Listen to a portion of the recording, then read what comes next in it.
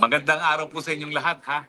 Nako, araw po ng linggo, pero medyo masakit po ang mga butot balat ngayon dahil kahapon po kami nagmarcha lamang nagmarcha dito sa Dahig. Almost 7 kilometers po yan para kay Tatay Digong. Yan po isang unity walk para kay Tatay Digong. At ngayon po kasama ko ang mga kababayan natin, mga taga-UK, no? Mahigit 13 hours ang biyahe nila para mapisali din sa marcha nito. At siyempre, pauwi na sila, pero bago sila umuwi, nakita-kita muna kami para magtaka. Pero alam niyo po ngayon, ang pag-usapan natin, yung malungkot na sinabi ni Ma'am Elizabeth Zimmerman Duterte, na bagamat in good health si Tatay Digong, siya ay butot balat na. Alam niyo po, naintindihan ko kung bakit kinailangang i-highlight ni Ma'am Elizabeth na talagang nasa mabuting kalagayan naman at kalusugan si Tatay Digong, wala nang gamot na iniinom. Kasi pag sinabi lang na butot balat, alam na natin kung ano ibig sabihin nun. Pero sinabi pa rin niya na butot balat. Ibig sabihin, napakalaki ng nawalang timbang kay Tatay Digong at literally siya ay butot balat na. Siguro naman, hindi mo na kinakailangan maging doktor para malaman kung bakit naging butot balat na si Tatay Digong. Sakit ng loob po yan. Sakit ng loob dahil nangyayari ngayon, yung pinakaayaw niya mangyari, na siya ay hinuhusgahan ng mga dayuhan. Talaga naman kung mula nung nagkaroon ng isang journal article na nagsasabi na dapat maimbestigahan si Tatay Digong for crimes against humanity, 2017 pa po yun. Sinasabi na ni Tatay Digong, ano sila, hilo? Independenteng bansa ang Pilipinas, may sarili tayong hukuman. Kung merong gusto magreklamo laban sa akin, dito sila sa Pilipinas sumarap. Dahil mababaliwala yung pagkamartir ng ating mga ninuno na nagpakamatay para magkaroon ng malaya at independenteng Pilipinas. Pero ngayon po, nangyayari na yung kanyang bangungot na siya po ngayon ay hinuhusgahan ng mga dayuhan sa mga krimen na di mano ay nangyari sa Pilipinas. Ang nakakalungkot pa po dalawang bagay. Sinasabi nila 30,000 daw ang mga namatay dyan sa war and drugs si Tatay Digong. Pero dun sa arrest warrant, 43 ang sinasabi nilang biktima. Pangalawa po, sinasabi nila na overwhelming daw ang ebidensya. Pero anong katotohanan? Hanggang ngayon pa lang sila na nagkukumbinse ng mga pulis na sa Pilipinas na tumisigo laban sa kanya. Humingi sila ng karagdagang panahon para ilabas ang lahat ng ebidensya laban kay Tatay Digong. And yet, ngayon pa lang po sila nakikipag-usap sa kapulisan na tumindig bilang testigo. Kaya nga po, naiintindihan natin kung bakit balat buto na lang si Tatay Digong. Nasisiraan na po siya ng loob. Kaya nga po siguro nawawala na ng gana. Dahil nangyayari nga yung pangungot niya at siyempre napakatagal ng proseso. At dahil siya naman po ay dating prosecutor at abogado rin, alam niya na hindi makatarungan na nangyari sa kanya. Pantakin ninyo, 120 days plus na siya nakakulong and yet wala pang probable cause. Sa Pilipinas po kasi, bago ka makasuhan sa hukuman, dumaan ka na sa proseso ng preliminary investigation. At titignan na doon kung merong ang krimen na nangyari at may posible ba na inasasakta lang gumawa ng krimen. Ngayon po, wala pang ganon. Mangyayari pa lang po yan simula September 23 sa confirmation of charges. Doon pa lang po pruebahan ng prosecutor kung mayroong probable cause. Meanwhile, 120 days na siyang nakakulong. Sa totoo lang po, sinabi naman ni Ma'am Elizabeth na butot balat, yung ibang mga anak naman talaga ay nalulungkot din dahil kada bisita nila, nakita niyo naman kung paano yung naging asta ni Mayor Baste. Lungkot na lungkot siya doon sa huling araw niyang pagdalaw. Si Congressman Pulong, hindi na po humarap sa amin dahil hindi na niya kaya kaming harapin. Dahil baka siguro maluha siya. No? Hindi po mabuti ang lagay ni Tatay Digong. Yan po ay dahil sa sama ng loob. Yan po ay dahil sa nangyari sa ating bansang Pilipinas, hindi lang nangyari sa kanya. Malungkot po ang nangyari sa kanya dahil nga po linabagang soberenya natin at ngayon po ay linalabag ang karapatang pantao rin ni Tatay Digong. Well, bago po ako magpatuloy, dumarating ang pagkain namin tanghalian, pero tanungin ko muna po itong ating mga kababayan. Anong nararamdaman nyo nung nabalitaan nyo na butot balat na si Tatay Digong? Unahin po natin dito, no? Ito po ang namumuno nitong grupong to. Ito po, 2015 na pa, ay DDS lang. Tayo po, si Emily, no? Si Emily po ay DDS na 2015 pa lamang. Balik-balik po sila rito, ha? Ilang oras kayo sa England papunta rito? Too much time? 13 hours. Balik-balik po yan. Ilang beses ka na bumalik mula nung kinulong si Tatay Tiko? Ako po, doon nakasampung beses na ako mula itinatay. 10 beses. Napakagastos po niyan. Magkano rin ang gastos nyo? Dahil kada punta nyo rito, nag-aarkila kayo ng bus at nag-ano kayo ng hotel. No? Magkano kada punta nyo rito? Well, napakalaki po ng gastos ko. Kasi sa hotel lang, tsaka sa bus pa, o syempre pagkasin pa namin. Pero yan po ay galing sa bulsa namin. Voluntary po ang pagpunta namin dito. Hindi po namin iniisip ang aming gastos. Ito po ay para kay Tatay Digong. Para ipakita po namin ang buong suporta at pagmamahal po sa ating mahal na Tatay Digong. Kami po ay nalulungkot noong nalaman namin, narinig po namin, attorney, ang live po ni Ma'am Elizabeth na nagsasabi na gano'n na nga po kalagayan ni Tatay Digong. Sakit po sa amin na mga supporter ni Tatay Digong na nagmamahal sa kanya. Kung ano po ang kalagayan niya. Sana po maparinggan ng ating government ngayon, lalo na sa ating presidente ngayon na si President Marcos. Sana mapakinggan niya ang mga hinaing ng lahat ng mga tao na nagmamahal kay Tatay Digong. Nakauwi na po siya. Yun lang po ang hiling namin. Yun lang po ang pinapanalangin namin na makauwi po ng matiwasay na maayos si Tatay Digong. Si Tatay Digong po ay 80 years old na. Nasa loob ng ICC, Detention Center, na dapat wala siya dyan. Ginawa niya na maayos ang Pilipinas. Siya lang po ang nakapagbigay ng maayos na buhay sa ating mga Pilipino sa Pilipinas. Yan po sana ang maisip ng mga tao na gumawa nitong krimen kay Tatay Digong. Biro mo naman, binyahin nila si Tatay Digong, walang passport. It's illegal. Illegal po, attorney, ang pagdala na kay Tatay Digong. Yan po sana ang iniisip nila. Biro mo walang passport, nakarating si Tatay Digong ng dahil. Tapos, si Tatay Digong ay may sakit, mahina na. So dapat po, yan po ang iniisip ng mga Marcos ngayon. Si Tatay Digong lang po ang nakapag-libing sa tatay ninyo. Sana po, maisip nyo rin yun. Mahal na mahal namin si Tatay Digong. Maraming salamat sa iyong madamdaming pananalita, no, Emily. Pero alam nyo, ang katunayan yan, ang malungkot, hindi lang nalinabag nga yung karapatang pantao ni Tatay Digong. Pero malungkot, siguro, akala ng mga Marcoses, dahil pinakulong nila si Tatay Digong, magtatagumpay sila sa kanilang kagustuhan na manatili sa pwesto forever. Marcos Part 2, Marcos forever. Pero hoy, Junior, sa tingin mo kung may mangyari kay Tatay Digong sa dahig, dahil sa ginawa mong pangingid na papapunta sa kanya, magtatagal pa kayo? Magdasal ka na tumaba muli si Tatay Digong dahil pag siya'y patuloy na pumayat at may mangyari sa kanya, tapos na ang inyong pamilya.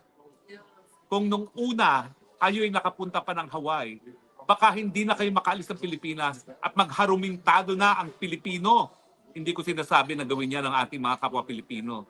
Pero hindi po imposible yan. Nakabatuhin na kayo ng mga taong bayan pag minangyari kay Tatay Digong dito sa dahig.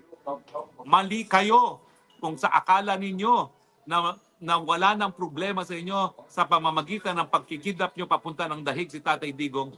Pag minangyari, bangungot yan sa inyong lahat at sa mga henerasyon na darating ng Marcos. Hindi kayo patatawarin ng sambayan ng Pilipino. Tandaan nyo yan. Mag-aral kayo ng kasaysayan. Paano naging katapusan ni Muammar Gaddafi sa Libya?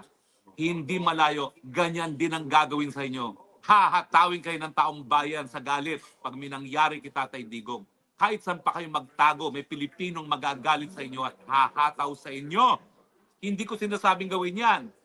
Ako'y Kristiyano, hindi ko sinasabing dapat gawin yan. Pero ganyan po ang posibleng mangyari sa galit, sa hagupit ng sambayanang Pilipino pag may nangyari sa inyong lahat. Ang pag-usapan natin, anong pwede natin gawin ngayon bilang mga Pilipino? Sa tingin nyo ba naging epektibo yung marcha natin para makamit yung ating ninanais na maipauwi si Tatay Digo? Si Ross. Nakaramdaman ng mga tao. Yung solidarity na sama-sama tayo na nagmarcha. Kasi yun lang ang alam namin gawin eh. Yung magmarcha para makita na may mga Pilipino, kahit nakatira kami sa London, pumupunta kami dito in any way we can sa sarili naming gastos. Pero yun lang. Pero sa totoo lang, nananalangin kami gabi-gabi, naiiyak kami gabi-gabi. Kasi he's 80 years old. Enough. Ang tagal niya nang nasa detention. Kung may kailangang magdesisyon ng ICC, kailangan pati sila. So gusto na sunugin namin ang building ng ICC. Bakit nila kinikip si Digong on what charges? Ang tagal ng September. Pero lahat kami nangangarap na makalaya na siya. Totoo lahat sinabi ni Attorney Harry Roque. Napakaraming Pilipino. Yung iba hindi makarating dito because of some reasons. Pero ang dami namin kilala, magkakaroon uli ng sigalot pag may nangyari kay tatay. Yes. Yun lang masasabi ko. Malinaw po ang aming sinasabi na hindi po namin iniinganyo gumamit ng dahas ng taong bayan. Pero sinasabi namin na katotohanan. Kung sa tingin nyo nawala ang problema dahil nawala sa Pilipinas si Tatay Digong, kapag may nangyari, mas malaki ang problema ninyo. Dahil ngayon pa lang, nanarayan ng Tatay Digong na nakakulong, buong mundo alam na kung gano'ng kamahal si Tatay Digong. At ngayong naririnig namin na butot balat na siya, hindi po namin matanggap yan. Dahil alam po namin na ang Pilipinas naging mas maunlad, mas mapayapa, at ang mga Pilipino, taas ulo ngayon na sila ay Pilipino dahil kay Tatay Digong. Hindi po kami sumasamba kay Tatay Digong dahil sa kanyang pagkatao. Ginagalang po namin siya at binibigyan pugay dahil sa liderato na pinakita niya. Hanggang ngayon po, matapos siya maging presidente, matapos maging kongresista, mayor, nakatira sa bahay Kalapati sa Davao. Hindi ko po talaga akalain na magkakaroon ng isang leader na hindi magpapasasa sa posisyon. Pero yan po ang Tatay Digong. At yan po ang dahilan kung bakit mahal na mahal ng taong bayan si Tatay Digong. Kayo po, sino pa pong gusto magsalita? Ma'am, ano pa po ang gusto niyo pang gawin? Kanino pa umiiyak yan eh? Kanina pa umiyak. Sige po. Po, kami po from London, nung una namin pong malaman na si Tatay Digong ay na illegally na kidnap, sobrang lungkot po namin. That's why, kasi nakatutok po kami nung March 11 po eh. Yung March 11 po, nakatatak na po sa utak namin. Ginawa nilang pambabastos kay PRRD na dati nating presidente. Pati yung pambabastos niya sa pamilya na walang nakikinig sa mga pakiusap nila habang kinikidnap siya. So, nung marinig po namin yun sa UK, nag-usap-usap po kami talaga na kailangan namin makarating straight away. Kaya after March 11, pumunta po kami ng Den Haag ng March 23 para maibigay po namin yung suporta namin kay PRRD from UK. March 11, na-meet namin si Vicky Sara, sila Spokes Harry, Senator Robin. And then after that, para nagpahinga lang kami ng 5 days sa UK, balik na naman kami ng birthday ni Tatay Digong noong March 28. Kasi gusto namin na, kahit hindi namin nakikita si Tatay Digong personally, andun yung support namin. So from then on, like me personally, 5 times na ako nakarating sa Den Haag. With our own money, time and effort just to show our support. And also we do prayer every day para si Tatay Digong. Nandun pa rin yung kanyang strong spirit na someday, hopefully, makuha niya yung tunay na hustisya niya. Kahit alam natin na ginigipit siya ng ating sariling gobyerno sa Pilipinas. So hopefully, maraming makinig sa kanya. Kahit yung mga taga-ICC, maging patas naman sila sa gagawin nilang judgment sa kanya.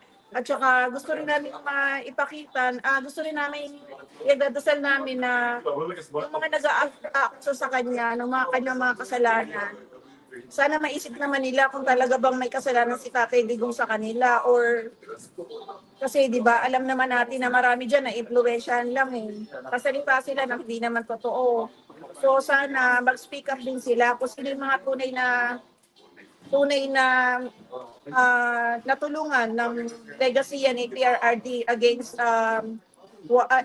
drugs, illegal drugs. Alam natin maraming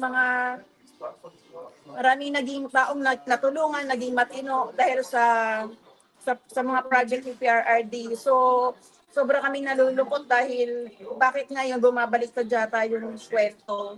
But anyway, we can only offer our prayer for PRRD at saka sa family niya. Sana kung gaano kami katatag sa aming suporta, sana mga pamilya niya, Ma'am Hanilet, si Ma'am Elizabeth, mga anak si BP Sara, Kompolong and Mayor Baste, and Kitty, sana maging matatag pa rin sila hanggang sa dulo. Katulad ni Scope Sari na palaging nandyan for PRRD, gano'n din kami. Lalaban tayo hanggang dulo. Duterte pa rin, Pilipinas, Duterte pa rin. Thank you. Salamat po.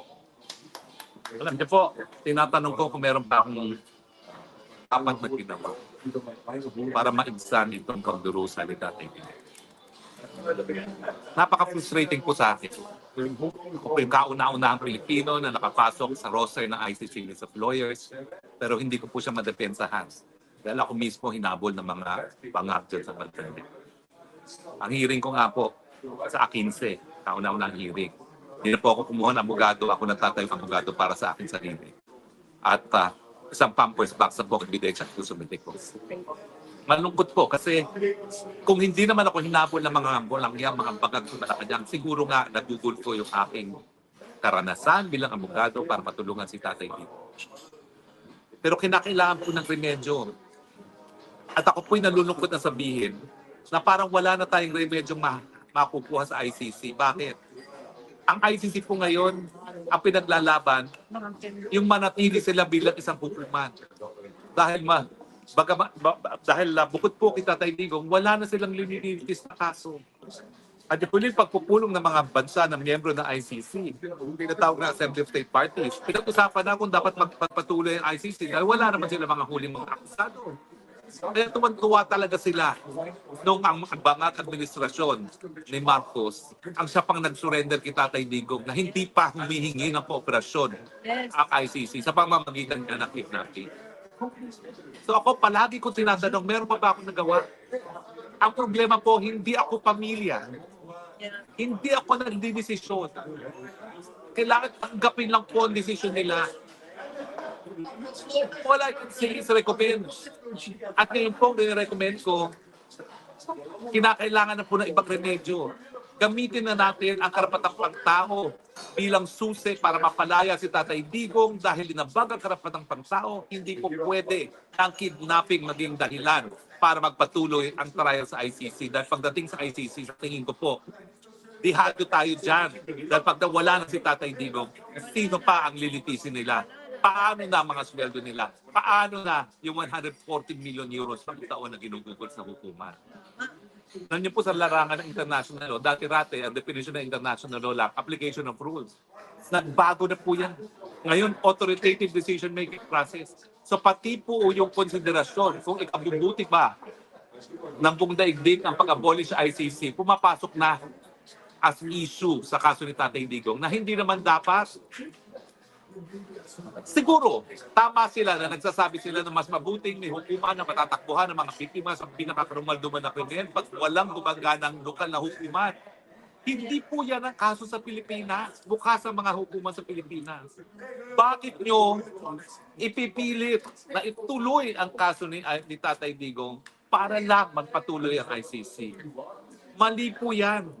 kung talagang kinakailangan bigyan ng katarungan ng lahat, unahin muna natin yung karapatan ng mga nasasakdal sa hukuman. Kaya nga po ako, I can only recommend, dalhin na natin sa Dutch court. Dahil nga, saan ka nakakita kidnapping, tapos yun ang pamamaraan para magkaroon ng jurisdiction sa tao, ng akusado. At hindi po pwede maghugas kamay ang mga Dutch. Nakakulong siya sa presong Dutch. Binabantayan siya ng mga Dutch na mga gwardya. Pinalanding siya sa Holland nang walang passport, tinanggap ng mga Dutch immigration authorities. Sinundo ng Dutch police kasi walang kamalay-malay ang ICC na nandiyan na si Tatay Digong. Yan ang totoo. Sinakay siya sa ambulansya ng Dutch. Dinala sa hospital ng Dutch bago kinulungan doon sa kulungan. Nakulungang Dutch.